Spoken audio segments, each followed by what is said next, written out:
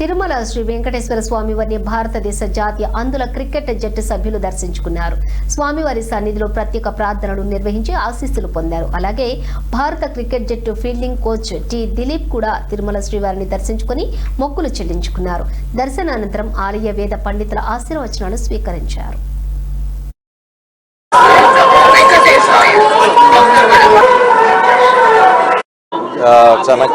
చాలా ఆనందంగా ఉంది. ఎందుకంటే మాకు చాలా తక్కువ టైం ఉండే.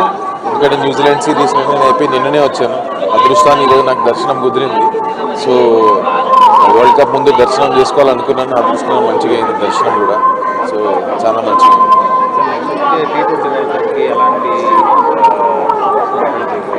ఇప్పుడు మీరు చూస్తారు కదా, న్యూజిలాండ్ సిరీస్ మా T20 సిరీస్ చాలా మంచిగా అయింది. మాకు కావాల్సిన బాక్సెస్ అన్నీ టిక్ అయిపోయినాయి. ఎందుకంటే బ్యాట్స్మెన్, బౌలింగ్, ఫీల్డింగ్ అన్ని పరంగా మాకు మంచి సిరీస్ అయింది అది.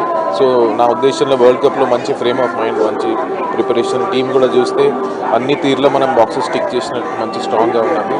సో హోప్ఫుల్లీ మన తరఫున మళ్ళీ ఒక కప్ అయితే అవుతుంది.